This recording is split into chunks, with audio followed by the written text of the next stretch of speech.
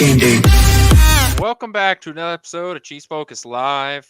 We're gonna do a little game recap today, a little offense, defense, special talk, and a little bit more wide receiver news, rumors, however you want to talk about, including a Rams wide receiver has now entered the frame. We're gonna talk about all of that and maybe a little bit more. My name's Quentin Morris. We got Thiz running the show in the background, and now a guy who apparently changed his name like 2 shows ago, and I didn't even notice. It's the OG, double OG, JP. That's right, baby.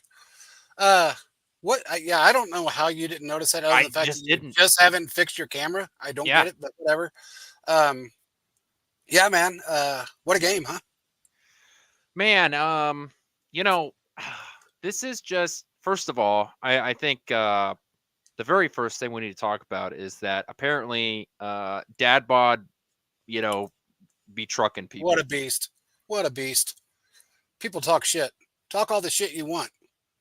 That man decided he was just going to unload the freight train, and he did.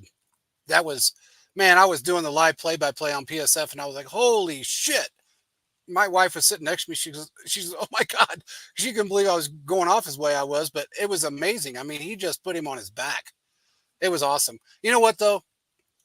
I feel bad for that kid because he got cooked on every social media He platform. totally did. Oh man, You I know felt what? bad He for him. owned it though. He So did. He did own it. And I appreciate that about him I because he's a do young too. kid. Sometimes in life you just gotta realize, you gotta take the L when it comes your direction. And he seemed to be playing, being a good sport about it. And Yep, and honestly, that makes it so much better. it really does. And look, Mahomes is not a lightweight. He's a stocky guy. You know, got a little bit of a gut that everybody teased him about, and that helps. But he's strong. Mahomes is a strong dude, and you're I not mean, gonna. that Netflix show, the quarterback show, we saw what he was like, the workouts he was doing, the weights he was lifting. Yeah, He's just not no not, weakling. ripped like you would think he is. He doesn't need to be. I mean, he just doesn't need to be. He's got everything he needs. He's fast enough. He's elusive enough. He's strong enough. That's obvious. So they can hate him all they want, regardless of what his stats look like this year. Still the best quarterback in football, without a doubt. That run solidified everything. I mean, Tom Brady didn't stop talking about it. Brady did not stop talking about that run. And the one thing he said that we've talked about numerous times over the years, he said the guy sees in 3D. And he does. He's a freaking cyborg. Nobody should be able to do what he does. But he does it week in and week out. He does it. So, hey, more power to him. Keep doing what you're doing. I was happy. I was so happy when I saw that play. I thought, oh my God. And then he just trucked it into the end zone and took somebody down with him. That dude almost did a complete flip. He was down on his back, legs in the air. I was like, oh, hell yeah. That's how you do it. Let them talk all the shit they want. He did what he had to do. So, oh, what else you want to? Let's go on to the next one, or whatever you want to talk about now. Okay. Yeah, let's just go sort of back to this game. There's a lot to get into, but one of the specific things that I want to get into is I just want to talk about how good Kareem Hunt has been. I I told you. mean, he 22 Everybody's carries, 78 yards, you know, 3.5 yards a carry isn't going to blow anybody away, but it's just the consistency. 2 rushing touchdowns. Kansas City has been able to run the ball in the red zone for the first time, I don't know, since Jamal Charles. Yep. um, that just seems like, he's brought Isaiah Pacheco went down, and there was this worry about, what is this offense going to look like? And I think, while Kareem Hunt isn't nearly as explosive as Pacheco is, Kareem Hunt's been able to continue to do the tough running that this team absolutely needs and is absolutely dependent on. This team is very dependent on Kareem Hunt right now. And if you would have told me that this is what, that Kansas City was going to be dependent on Kareem Hunt to be an effective runner for the rest of the year, or at least until Pacheco comes back, I don't think I would have told you that this team was going to be 6-0. He has impressed me with his consistency, even though, none of the runs are really quote unquote impressive. I don't think that's necessarily the right word, but he's not explosive, but just continuing to get Nah, 3 yards, 4 yards, 5 yards. Like he doesn't 13 seem to get yards. he doesn't get stuffed all that much, and his 3.5 yard average works well in that when game. He's 4 average on the so far on the season with the Chiefs, but he's 4.0. But yeah, in that game, he was 3.5. Yeah. yeah, his consistency of just being just good enough to keep the sticks moving is exactly what this team needs right now, and so much credit goes towards that. That's a mentality as much as it is a physicality thing. Well, I'm gonna go back a little bit to maybe I don't know. Yeah, I can go back to last year, the year before, and talk about how I knew that he would end up being a Chief again, and everybody said I was fucking crazy. That'll never happen. I already knew. Said it on the show numerous times. Thiz will attest to this. Put it out on multiple platforms. Got roasted over it. I told everybody he would be a Chief again. He was cleared to be one when needed, and that was in 21.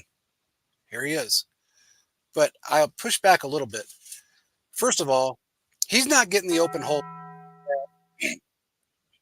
he should be getting right now. And part of that is Taylor. If he got a little bit more the holes in the line, the gaps, he'd be a little bit more explosive. He's got the speed. He's got the strength. We see that. He no matter when he's hit, he's pushing for 2 or 3 more yards. His legs never stop churning. The same Kareem that was here when he was 23 years old is here when he's 29. So, excuse me. I think he has every bit of the ability to be explosive. I knew he'd be a starter when we signed him. Knew that was coming. Said it on the show. Kareem Hunt will be a starter. He'll be effective. He will be the guy. Who's the guy? Kareem Hunt. I'm so proud of that kid. He has done so much with the, how should I say this? I guess with the issues that he had years ago that's haunted him for so long. Now he's actually proven who he is, what he's always been capable of doing. Cleveland really didn't use him well, which I'm kind of glad they didn't. But he is just he's a very intelligent guy. He sees the holes. He knows where he needs to go. If they would just open up a little bit more for him, he would be very explosive. Very explosive. Just to I, underline how efficient of a runner he's been. Now, I don't think this holds up, but uh, ESPN has him projected to end the year with 1,411 yards on the ground. yeah. I don't think he gets there because, well, one, when Pacheco comes back, I assume he gets bumped down a little bit. But that just tells you how efficient he's being. Right. That, even though it doesn't seem like it, because of the amount of carries he's getting and his consistency, he's still able to put up the yards that Kansas City is needing right now. I look, Pacheco's probably not going to be back for at least 4 more weeks. I think what we're going to see, even when Pacheco does come back, that Kareem's still going to get a lot of the load at the beginning. I still think he gets real close to 1,000 yards on the season. Pacheco is phenomenal. There's no doubt about it. He's young. He's strong. He's hungry. So, yeah, he's going to be the guy that comes in and does what he has to do. But they're not going to put that much pressure on him right when he gets back. They're going to let him ease back into the game. While that's going on, and as long as Kareem's producing, it's going to be a running back by committee. And Kareem's going to get the bulk of the runs or the snaps for a while, even after Pacheco's back. Now, I think what they're going to do is probably use Pacheco in some red zone situations for a little bit, just to get him acclimated. If that doesn't work out, you might see Kareem doing that too. I don't get me wrong. I want Pacheco back probably more than anybody, especially right now. But I don't see Kareem's. It's not going to be a Chubb and Kareem situation. It's going to be a Kareem and Pacheco situation working together. And yeah, and Kareem is the best red zone guy we got right now. But I think they need to acclimate or work Pacheco back into it, and they may do that for a little bit. Third down situations, get him going. Once he's going again, then you're going to see a tandem. It's not going to be Chubb out there for a little while, then Kareem or Pacheco out there for a little bit, and then Kareem. You're going to see a 2 running back set a lot with those 2 guys. I'm telling you, you watch. Andy's going to utilize both of those guys to run people. He's going to be in everyone's dreams. Mark my words. He's going to be in everyone's dreams. And when that happens, I'm going to be the first one dancing because I've been pounding the tables for Kareem to come back anyway. He was treated wrong in Cleveland. Everybody knows it. Now he's got an opportunity. He'll be back next year with the Chiefs. You mark my words. He will be back next year on another deal with the Chiefs. I have no doubt.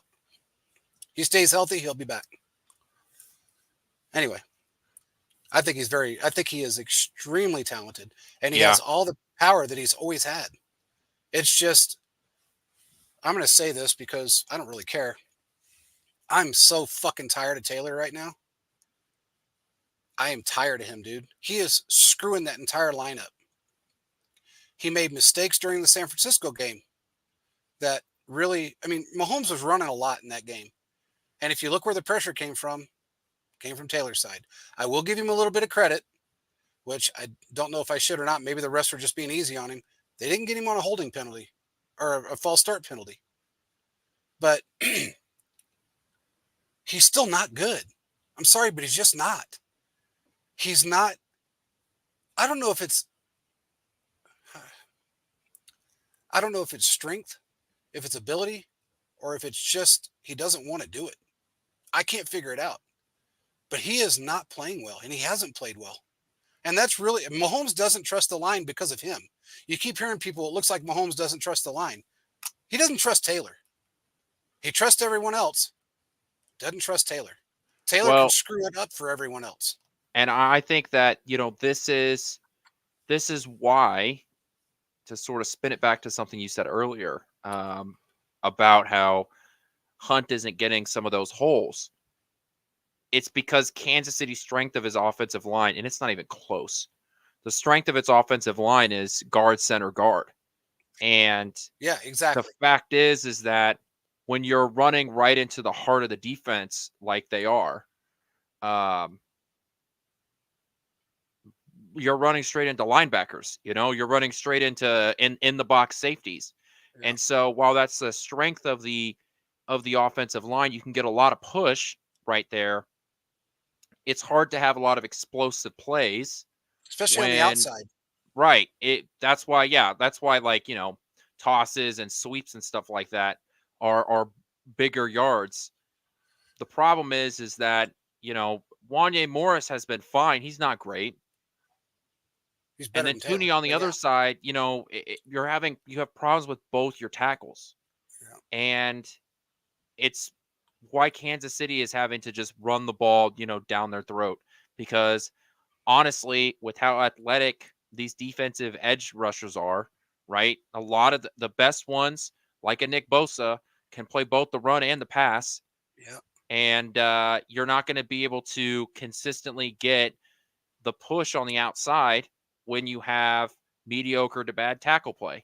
So guard, center, guard, push guys up, maybe try and bring in one of your tight ends as an extra blocker to see Yeah. if they can go after a linebacker. But yeah, that's part of the reason why the run game hasn't been very explosive is because they really just don't have the opportunities to go on the outside. Exactly. There's no outside plays there. There's really not. And that's where it's coming from. So I don't know if you know Tim Grunhart told me years ago that the offensive line is different than any other, whether it's defensive line or whatever else, even linebacker group. He always called it a chain, and that's where I got that phrase at because if one link is bad, the entire chain falls apart. And he's right. He's always been right about that. It's, I mean, he should be. He played football for 13 years, but regardless, one guy can screw it up for everyone else. One guy. And I see it more than not from Taylor. It's always Taylor that seems to screw it up for them guys. They have to double block, jump off their assignment, jump off their guy to help with Taylor's guy so Mahomes doesn't get obliterated. And that's not cool, man. And it's not helping, like you said, it's not helping their outside run game at all. So something's got to give there. Veach is going to have to look. If I'm sitting there and I'm Veach and I'm going, okay, wait, I really need to sign somebody from Mahomes so he has somebody to throw to. If I really want to do that, because he wasn't pounding the tables 2 weeks ago or even last week for it. But if I really want to sign somebody to help Mahomes as a wide receiver, I really need to find the money somewhere. If it was me, I'd figure out a way of restructuring Taylor right now. And then that contract, somebody said, well, you can't do that. Then we're stuck with him. That's not necessarily true. You restructure it, you backload most of that money. Some other team may take him if you want to get rid of him because that all that money is backloaded, to the end of the contract. They're going to get the same opportunity that we do to cut his ass if they don't like what he's doing. Walk away from the dead cap. We can do that. And if it was me, that's what I'd be looking really hard at right now, is trying to figure out how to restructure that $20 million a year, put somebody on the field for Mahomes, and then if you don't want to keep him later on, find somebody that'll give you a bag of chips and a Diet Coke for him and move on. The problem is what's the alternative? I don't know, dude. I mean, Exactly. honestly, here's the thing. Kingsley is very good in that position. People are not giving him enough credit for that. That's his natural position. He's extremely good there. He hasn't had an opportunity to play in that position in the NFL. Give him that position for a week and see what he does. Do it against the Raiders. Do it against some scrub. Kingsley on the right would be great. I think he would actually, I have to tell you, his strength is from the right side. If you watch any of his college games, his strength is from the right side. If you put him out there and let him just give it to a team that is not going to beat you to death in that position, a defensive line that's maybe a little weaker, just to see how he does, even if it's for a few series, who cares? Who cares? It's not going to change the outcome of that game by putting him out there for a little bit to see how he does. It ain't going to be any worse than what Taylor's doing right now for a few series to see how he does. It's just not. I would try Kingsley over there and see what happens, because he actually is very good on the right side. Better than he is on the left. So, just my opinion. Who am I? I mean, I'm nobody, but I'm just saying, that's, you watch the games and you watch his games prior to the NFL, what Taylor's doing right now, what Kingsley's capable of, I'd give him a shot. That's just me. I do think that we need to have an uncomfortable conversation about Patrick Mahomes. All right. Hey, Will. So Patrick Mahomes, during the last 11 regular season games, he has a turnover. I know. It's the longest regular season streak in the NFL. The next closest guy is Will Levis with 9. Yeah. Patrick Mahomes is also in the bottom half of all sorts of stats. He's 14th in passing yards per game. He's 28th with his touchdown interception ratio with 6 touchdowns, 8 interceptions. He's 23rd in total passer rating with 82.5, which in 2024 is awful. So while Kansas City is 6-0,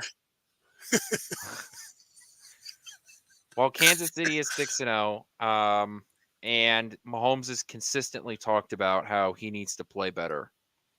It is literally, if this was any other quarterback, then, I'd be hitting the panic button right now. Yep. But I still we also need to acknowledge that this is a problem, right?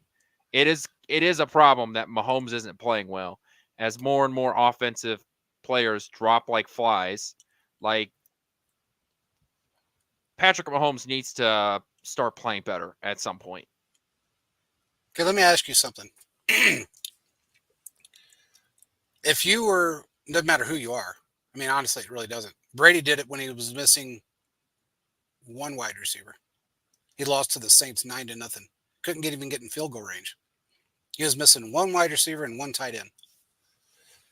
You got a guy that has no wide receivers now, especially now, and he has nobody to throw to. So he's got to figure out how to improvise. Now, Noah Gray stepped up. We know that. Watson, he'll step up if needed. You just got to watch him sometimes, because if you go over that 15-yard mark with him, he'll usually miss the pass. But he just has no one to throw to. I And can't, and you can't put all the blame on him either, because if you go back and watch a lot of that, and I've talked to a few people about this, it is seriously, it is wide receivers being out of position, not running the right route, not being where they're supposed to be, and not having their timing down. Just like the one when Worthy fell. That wasn't Mahomes' fault. Worthy fell down. If he'd have been there, he'd have caught the ball. It's There's probably six of those interceptions that wouldn't have happened, a minimum of six actually, that wouldn't have happened if a wide receiver would have been in their spot, or a good wide receiver would have been out on the field. It is what it is. You can't run the ball. It's not Marty ball, so you can't run it all three downs in a 60-minute game. Not in this league, because they're just going to hone in on you. We don't have the offensive line for that right now with the breakdown. So he has to take chances. But people are always so worried about Kelsey and not getting the ball right now. And I was, you remember, I was pissed. Why aren't they utilizing Kelsey? Why aren't they utilizing? Now I know. They're winning. They're 6-0 right now without utilizing Kelsey and not having any wide receivers. It is what it is. They just put up 28 points with no wide receivers. They had Juju, which out quick, out of the game. And who else? Worthy, Watson, and tight ends. And McCall Hardman, who really stepped up. Don't think for a second that this isn't gamesmanship with Andy. Look, I'm 6-0. I'm doing pretty damn good. This whole team is doing pretty damn good without utilizing Kelsey right now. We're going to throw him in the game when we absolutely have to have him in the game. Kind of like what they did, similar to what they did last year. This is just on a bigger scale. Right now, everybody thinks Kelsey's washed. That's what they're assuming. He's washed. He's not. He's just not playing well. 3 catches a game, 30 yards, 40 yards, 60 yards. It's just not Kelsey. He's just no good. It's not the case at all. Andy's smart, man. He's probably the smartest head coach I've ever seen. He's playing this. He's playing this so well, and everybody's falling for that shit. Does Mahomes need another wide receiver? Absolutely. Has he made some mistakes? Of course he has. But these are uncharacteristic mistakes that he has never, ever, ever had. Even last year with the 41 drops, he didn't have this many mistakes, even though he had a career high in interceptions last year. This is a product of Andy's gamesmanship with Kelsey and not having any wide receivers. I'm not too concerned with it. I'm really not. Right now, I think if they do sign someone, which I think they're going to, it may not happen before this. Well, it may happen this week. I'm going to say it might. I'm not concerned. I think they're going to get it figured out. I'm not too worried about it. I don't think it's all on him. Where everybody's yeah, saying he sucks this year, he's not playing well. You don't know this fucking guy. He does things. He will make a play happen if he knows it's not there. One other thing I want to say, and then you can run on with it. Mahomes is not a selfish guy. He wants everybody on this team that's new, stepping up, doing whatever they have to do. He's giving them the ball and he's taking the interceptions so they'll learn. He's using the regular season as preseason and training camp. That's what he's doing right now. And people are giving him shit for it. He's working his guys to get better. He doesn't care what his stats look like as long as these guys get better for the end run. That's all it is, man. You mark I my get words. that, and I would say a couple things. Like Mahomes was playing poorly before he lost all of his wide receivers, and like I brought up the interceptions or the turnover stat. It's 11 games, which goes into last year. Hmm. But at a certain point, like I'm not saying this because I'm trying to dog on Mahomes or anything like that. Like the Chiefs are 6-0, Yeah, but it does have to need score points. this does need to be a conversation as to Absolutely. what is happening. We are on a almost what more than half a season, 3/4 of a season worth of games were back to back where you have turnovers. Like Yeah, there is a problem here. I agree. But I do believe that he was so used to having a certain group of guys that have been able to know where he's going to be, anticipate where he's going to be, sit down where they need to sit down, find an opening for him. He's had that since 2018.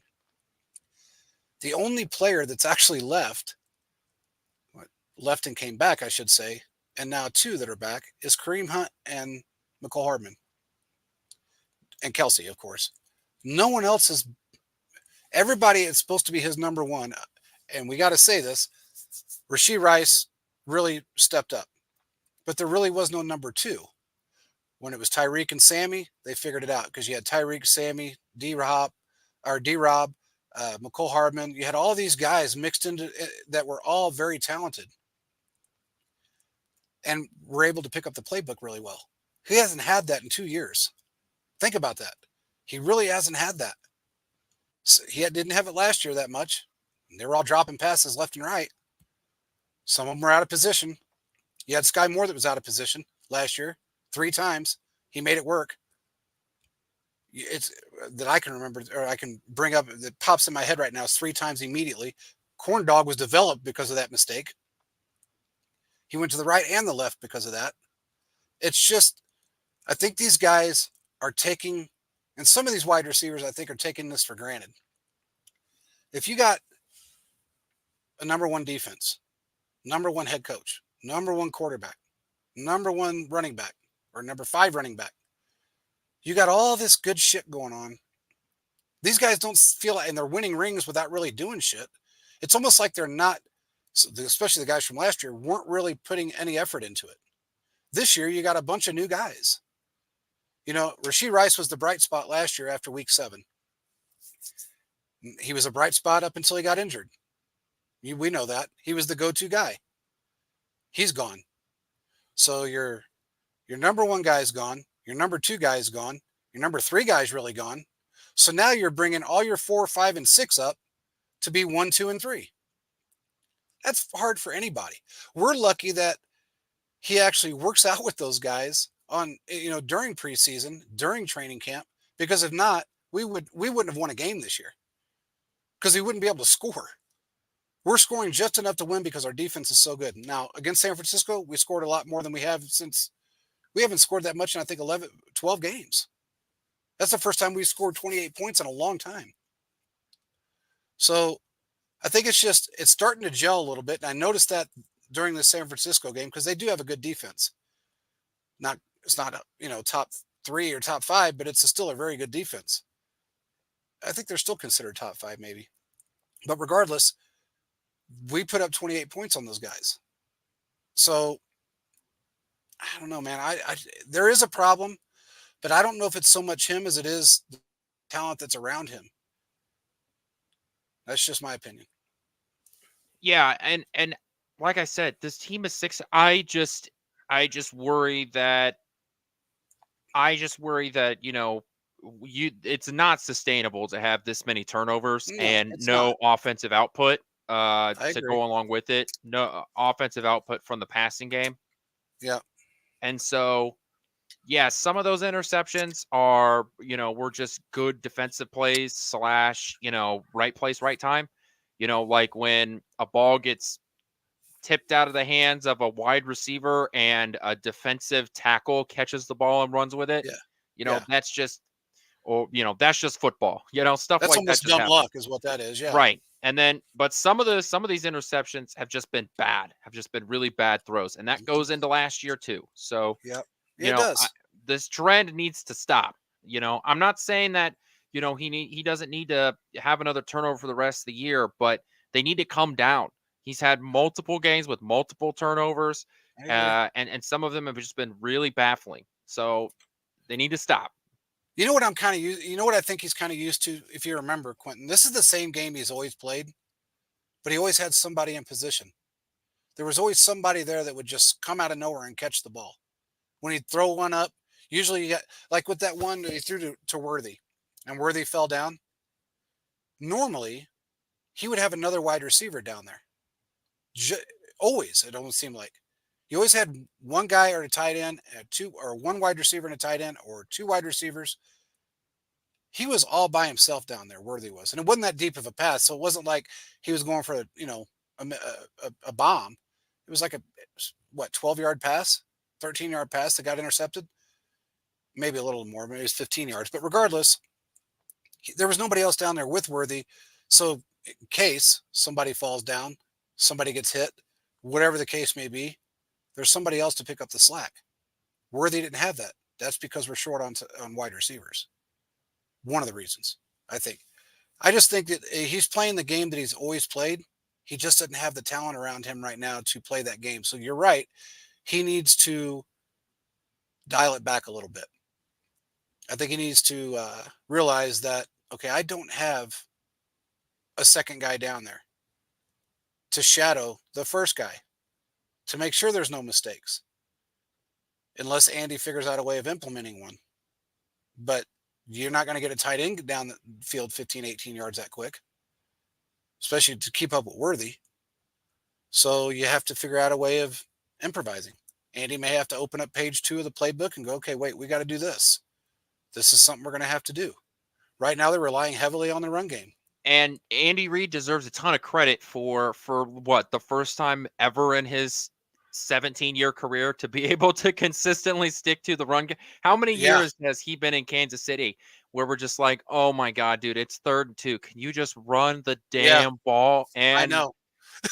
it's like there was a switch flip. He didn't even get like a new offensive coordinator or anything like that. Like it'd be one thing, like, if for whatever reason, like Kansas City got a new offensive court, Matt Nagy got a new head coaching job or something, and they brought in Yeah. a brand new offensive coordinators, and this was the year that they stuck to the run. You'd be like, oh, someone finally got through to him, and he's gonna run the damn ball now. But no, it's the same crew and everything, and he's running the damn ball. Can you imagine him, especially after that, first or second game of him just pounding the rock constantly? He probably went home and probably just said, you know what, give me 3 cheeseburgers because I need to eat my friggin' irritation away right now. This is just killing me. Because he's a 70-30 guy, 80-20 guy. And for him to be the opposite, which he's never done in his entire coaching career, the guy was, he was with Brett Favre, the biggest gunslinger of all. Yeah, Can you imagine how frustrating this is for him to not be able to? And that's why I think sometimes you see Mahomes go downfield, even though he probably shouldn't. And Mahomes is always going to do that. If Andy says, hey, go downfield, he's going to do it. Calls a play for Worthy or calls a play for anybody deep, Mahomes is not going to think twice about it because that's his nature. That's Andy's nature. Right now, I'm sure it's killing him. I'm probably killing both of them. But I bet it really got under Andy's skin thinking, damn, I got to run this football. What the fuck is this, 1990? I don't want to do this. But hey, he's adapted. You're right. It may be killing him inside. He may be grinding his teeth out, but he may be just waiting for the day. Maybe against the Carolina Panthers, Mahomes is going to throw the ball 40 times. I could see that actually happening. Kareem Hunt, and every running back will get benched for the day, Yeah. and Patrick Mahomes will throw the ball 45 times. Empty backfield for We'll 58 up minutes. we will up the average. We'll up the average passing attempts for the entire season based on the one game. I could see it happening. I mean, hey, you never know. And once Andy gets tired of stuff, and if he does look, if he gets another wide receiver, which I think is going to happen pretty quick, uh, things will change. But right now, they're adapting to how they have to win. It is what it is. And I think they're going to continue to win. They got the Raiders coming up, Raiders week, everybody. And then, is it the Bills right after that? I think, if I'm not mistaken. Is that right, Quentin? The Bills after the Raiders? Oh, no, the Bills are week 11. Who's after the Raiders? Who's after the Raiders? I can't remember now. I don't have my schedule in front of me. Oh, I got it right here. I believe it is the Buccaneers. Yeah, the Bucks. It is the Bucks. So they got Without Chris Godwin or Mike Evans. yes. So that's going to be fun. And that's pure luck, really, to be honest with you. Even though, I mean, honestly, those guys are great against other corners, but with McDuffie on both of those guys, or one, their best, which would have been Mike Evans, that's a different story. Um, yeah. So they got. Let's see. They got the Raiders, the Bucks, the Broncos, then the Bills. So honestly, if they go, so hear me out here. If they go win, win, win, and they have another wide receiver in the next 3 weeks that is able to pick up the playbook and is a solid wide receiver, I I'm going to say this and probably piss off the Bills fans, but they've played no one this year. They've had an extremely easy schedule. Think about the teams that they played that they've beat versus the two games that they lost. All of those teams that they beat are losing record football teams that don't have a great defense. The two teams that beat them, let's talk about that. I think the Chiefs can actually win against the Bills.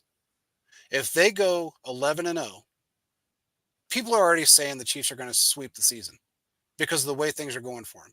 I'm not going to say that right now. If they get past the Bills, here's their schedule after the Bills: the Panthers, the Raiders, the Chargers, the Browns, the Texans, and the Steelers, and the Broncos again. Here's two teams that I would say would be a threat. Actually, one team, really. I'm going to say the Steelers are going to be a threat of maybe a loss. I can say maybe the Texans. The Browns are not going to beat anybody now. They're just beat to death. I don't know. Their fans are Jameis Winston, man.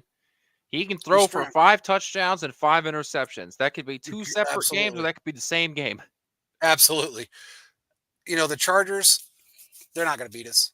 The Raiders aren't going to beat us. They're in turmoil. The Browns are in turmoil. The Texans aren't looking that great right now. The Steelers are the only team that I would say, and looking at their schedule, they haven't really played a bunch of tough teams. They're the one team that makes me a little nervous because Mike Tomlin hates us. He respects us, but he hates us. And ever since the last times we've beaten them, he's not happy about that. Oh, we get to 11-0. People then need to start talking about sweeping the season and winning the Super Bowl and going undefeated and all that crap. I don't really see it happening unless they really just everything turns around for them and we have no more injuries. But we can do some damage down the rest of the stretch. It's pretty favorable. Looking at the schedule after the Bills is pretty favorable.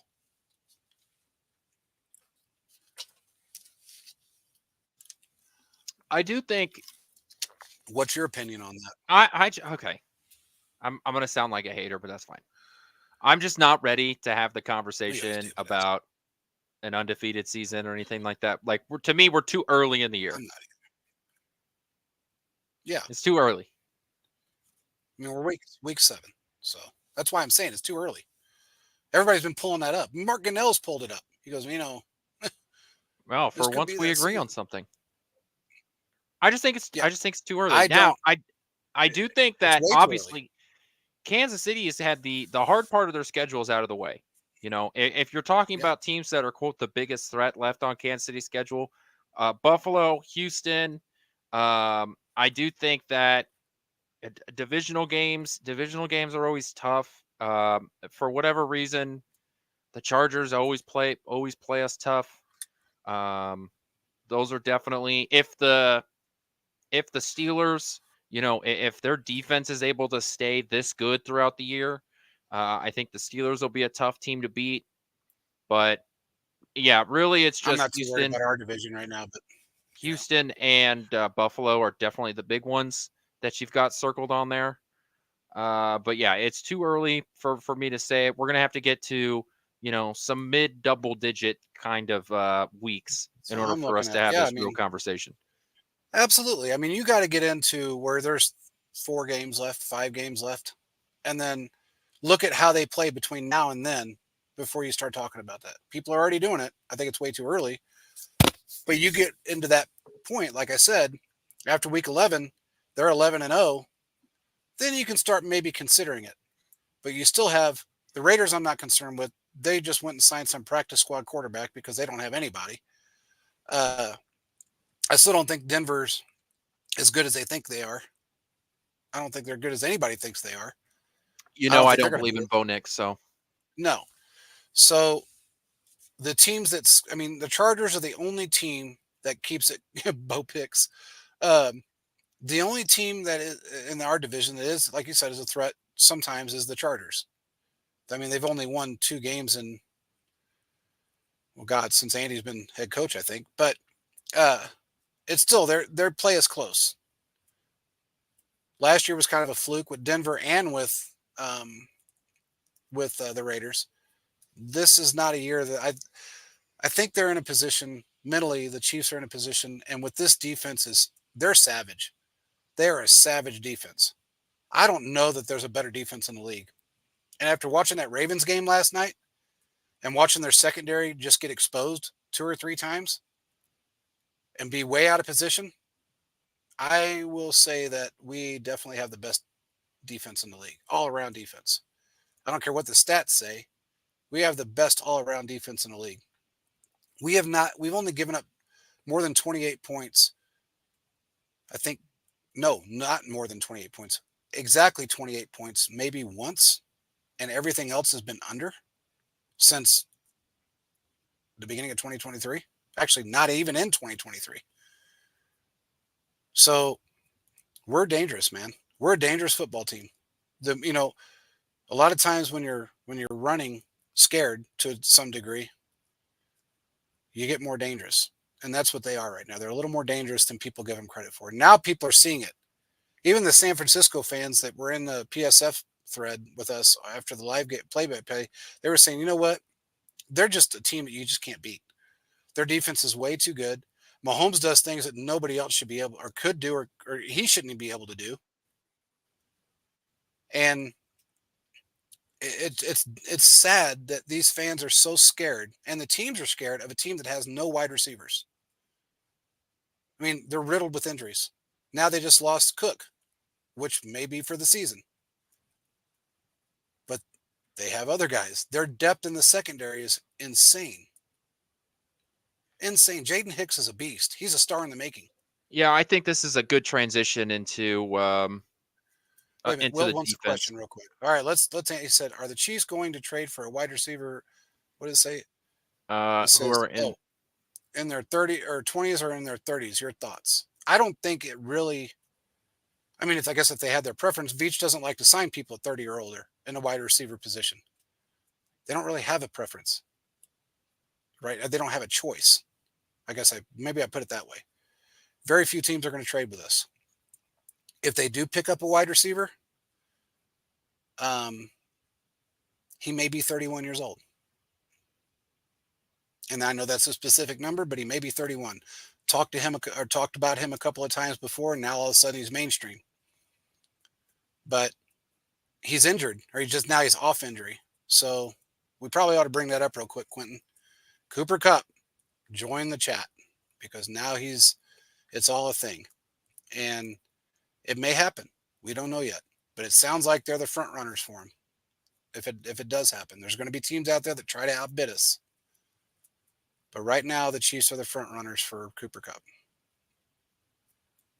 What's your thoughts on that, Quentin? I do think Kansas City needs to and will trade for a wide receiver.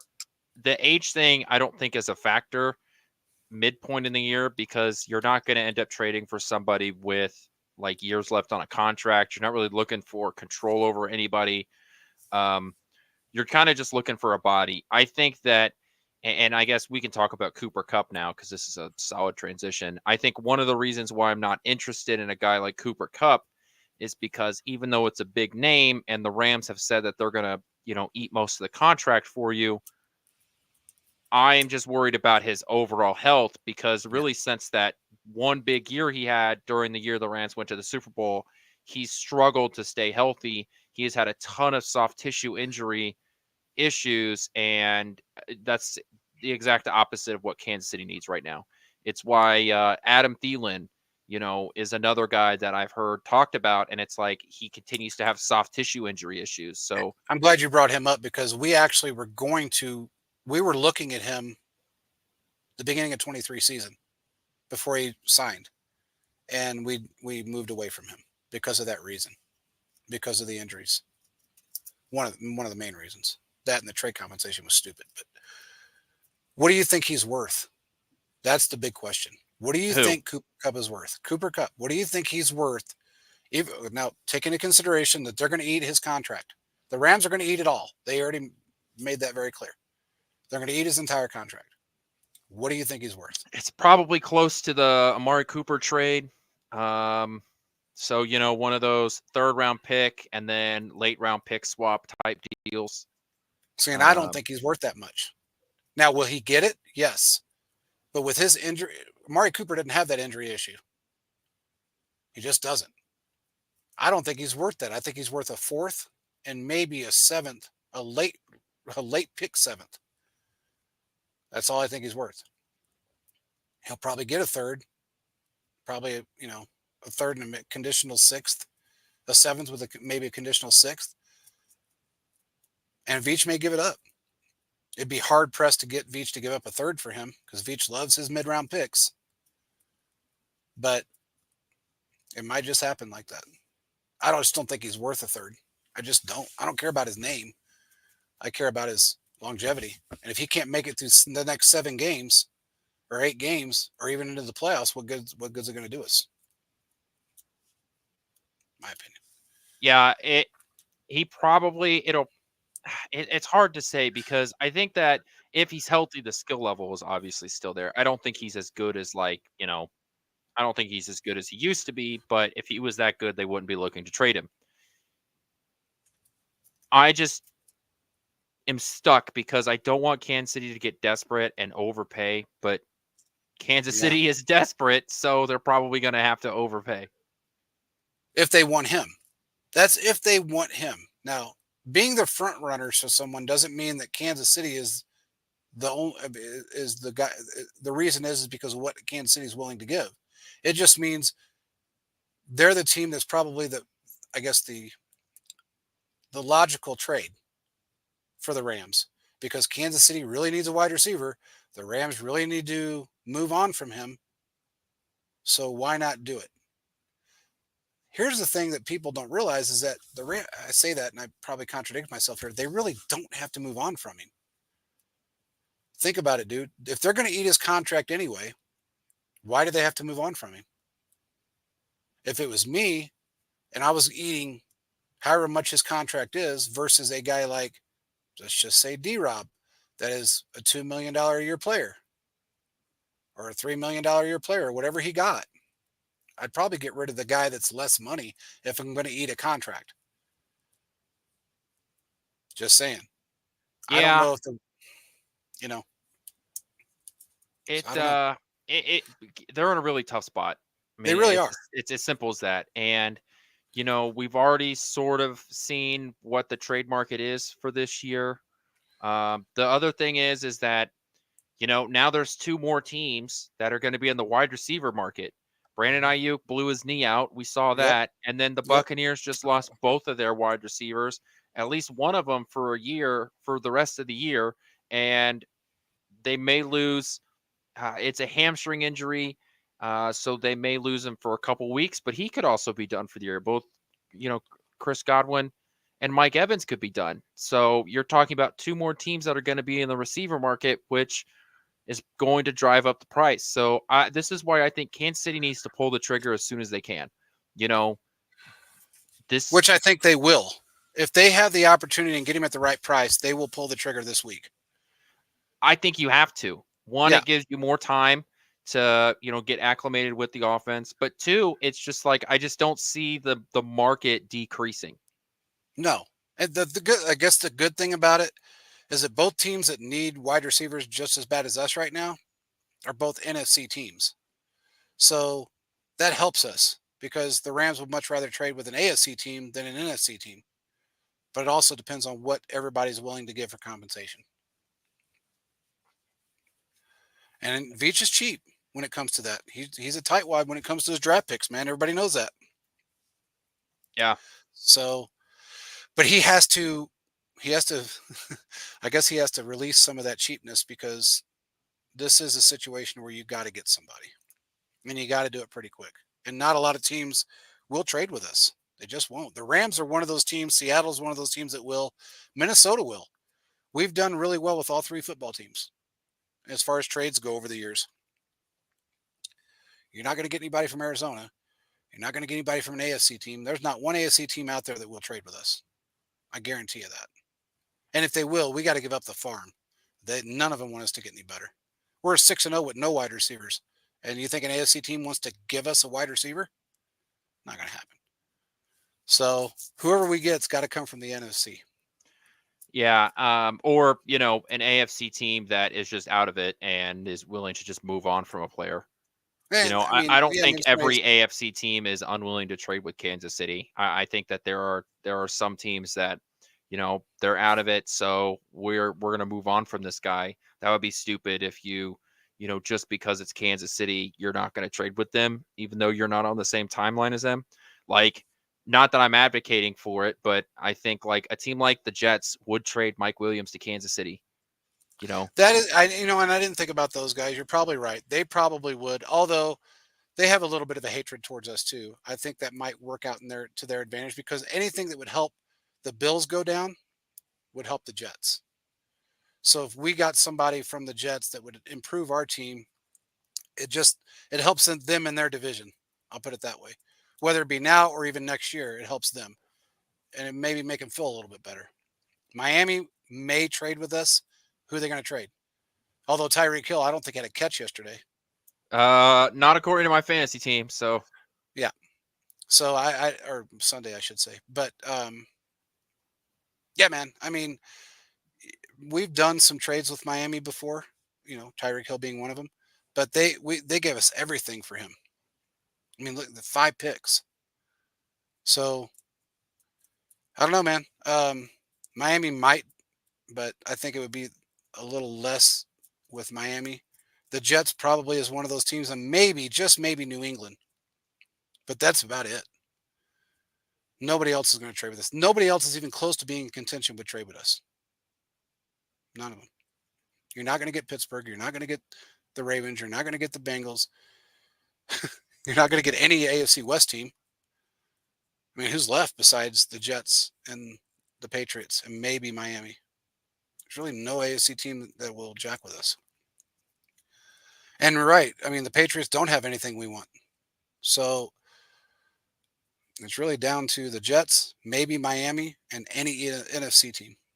yeah, Any NFC team. let's we've got about 10 minutes left in the show. Let's just talk about this defense for a little bit. There's not Unbelievable team. much we can say that hasn't already been said. I will say this. Last week I talked about wanting to see Felix Anudike-Uzomah. He got a tackle for loss, Yep. and he showed up on camera. So Yeah. he got some reps. There was a little bit of progress there. It's not as much as I was hoping for, but Hey, man, he went up against a really good player. So it's yeah. not like So he showed up at least at one play. That's progress, right? And that's yeah. that's really what we wanted to see. Jalen Watson, it was confirmed today that he broke his ankle, Yeah. and so he's going to have surgery. He's going to be done for the year. Yep. And then just my general thoughts on the defense is, man, even though George Karlaftis continues to just look really good. He had a sack, gave up, had a lot of pressures too. Justin Reed, I didn't know this until after the game was over. He led the team in tackles. Yeah. It was the best game of the year. It's the best game over the last 2 years. And man, this run defense is legit. They continue to shut down running Everyone. backs. Yep. Jordan Mason, 14 carries for 58 yards. Yep. And half of those yards literally came on one run. Yeah. So he had a 26-yard run. So for the remaining 13 carries, I mean, you're talking about a defense that gave up 32 yards on 13 carries. Yeah. I mean, this run defense is legit. This pass defense is legit. Losing Watson is, I mean, you're losing a good piece there. So now you're going to be pending on less experienced players. But I trust this defense to be able to stick up with it, especially because over the next couple weeks, you're not going to be facing a true number one wide receiver, right? Yeah. You were going to face Devontae Adams. He's out. You were going to face Mike Evans and Chris Godwin. They're hurt. So, Kansas City's got some time to not have to worry about true number one wide receivers for a couple weeks. and it's going to give you an opportunity to see what you got in some of these other corners. But yeah, I mean, this defense, there's really not much more to be said about it. There's not a lot of quote unquote superstar talent on this defense outside of Chris Jones and McDuffie. You know, a lot of the best defenses in the NFL have a great pass rusher, or have an elite safety, or something like that. This team is just made up of a lot of really, really good talent, and it They really gels are. together so well. I'm upset that Cook is out and he's going to be out for the year. But we got some really good depth in the secondary. We really do. The one that I guess makes me a little nervous is Nazi Johnson. He got burned pretty good on that play in the fourth quarter. He has been burned a few times this year, but then you turn around and you look at other players that are dual secondary players, kind of like a Jaden Hicks that can play safety and corner. He just steps into the game and pulls out an interception like it's nothing. The guy's a beast. He is a star in the making. But we have extreme depth in the secondary. I mean, yeah, he went down. It sucks, but we have players that are going to be able to step in. Nazi Johnson's probably the one that he gets turned around a lot. He hasn't really learned how to stick with his wide receiver, especially a deep ball guy or a 50-50 guy. He just hasn't learned how to stick with those guys yet. But everybody else is doing really well, and everybody else that needs to step in will step in. I'm not concerned with that. Our defense is going to be the number one defense in the league moving forward. At the end of the year, they will be number one across the board. Nobody can take that away from them. They move way up in this game. I think they were number fourth overall, and I think they move up to third or maybe even second, which I don't know how they were fourth overall to begin with, but at the beginning of this game, but whatever. Chris Jones needs to be Defensive Player of the Year. He's never gotten one. He deserves it. If anybody deserves it, it's him. In the league, if anybody deserves it, it's that guy. I don't know what you think, but he is the absolute best defensive player in the game of football right now. I mean, when you're on the best defense, it's hard to argue, especially with the other injuries we're seeing around the NFL. Heart and soul of the best defense. What are you going to do? I mean, what other arguments can you make? I know that he doesn't show up on the stat sheet every week, with like big plays, but he's He doesn't always have to. he's yeah, exactly. His position, he doesn't always show up on the stat sheet, you know. Yeah, yeah. I mean, it is what it is. I mean, he is. God, he's just a phenomenal player, and everybody was worried about him getting that contract and slacking off a little bit. He didn't. He just got better. He just got better. I mean, I don't know, man. If they don't give him Defensive Player of the Year, that something's wrong. He deserves it. So I don't know, man. Real quick, what do you think of this whole Mahomes being in the MVP running right now? Well, I think it just has to be. It's for a couple of things. Like Patrick Mahomes is not the most valuable player in the NFL right now, but in terms of like winning the MVP award, it's probably. I think you can make a good case for Jared Goff. I think you can make a very good case for Derrick Henry. I think it's because the Chiefs are undefeated, and while Mahomes isn't playing great statistically, he continues to have great plays, and his history of the last two Super Bowls and his history of just his career has sort of kept him in that race. So I think those are the reasons why. But in terms of who I think should be the favorite, it's hard not to argue Derrick Henry right now. And the Lions are just looking really, really scary. Okay, I think people don't understand what MVP means sometimes. I don't agree that I don't think he should be the front runner for anything right now when it comes to that. But MVP is not most valuable player in the league. It's most valuable to your team. And right now, with what he's been able to do with as little as he got, yeah, his stats don't show it, but he's still putting enough points to win. He's doing things to help us win week in and week out. It may not That's be what with I his mean by arm. when I say he's not making he's not putting up good numbers, but he's putting up winning plays, winning, you know, like the run down the sideline is a great example of that. You Yeah, know, the it shows touchdown up run. as a long run, but other than that, it's nothing special. But then you watched how much that changed the game. Well, and the That was way a he did, winning play. and the way he was able to extend it from a 7 yard run to a 33 yard run, and the way he did it, I don't know that any other quarterback would have been able to do that down the sidelines with three defenders in your face because he's so good at faking, and I mean, got to be taking ballet lessons the way he did that, but he's so good at faking. People don't know what he's going to do because he's done it so many times. He'll throw the ball left-handed behind his back, under his leg. Shovel pass. He The defenses don't know whether when he's faking that out and acting like he's going to throw to somebody, they don't know if he's actually throwing to somebody. So if they hit him when the ball really is out of his hands, they hit him out of bounds, or they blast him real hard, they may draw a penalty, or they may be going after the wrong guy. He is so good at that it he's done it for years, and it throws every defense off because he's so good at it. I mean, made he made Fred Warner look like a bitch, and that's hard to do. He made Winters look like a bitch. He was breaking ankles out there. I understand why he's in the running this year because he is right now, because he's putting the points up. He is most valuable to our team. Regardless of how he's putting the points up, he's still doing it. So he should be in the running because of how he's able to get to 6-0. That's what you really have to look at. If he continues on this trajectory, he may win MVP. If he gets to the end of the season and he's lost one or two games, or hasn't lost any, which everybody seems to think is going to happen, he's definitely MVP. He just is.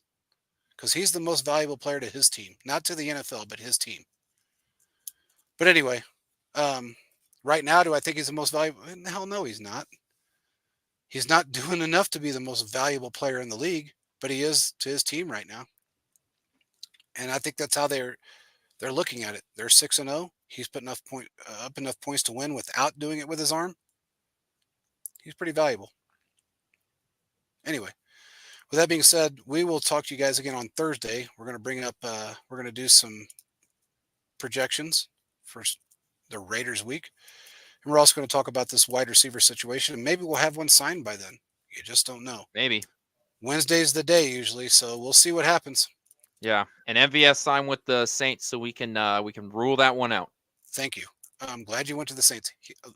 Just truth be known, he didn't want to come back here anyway.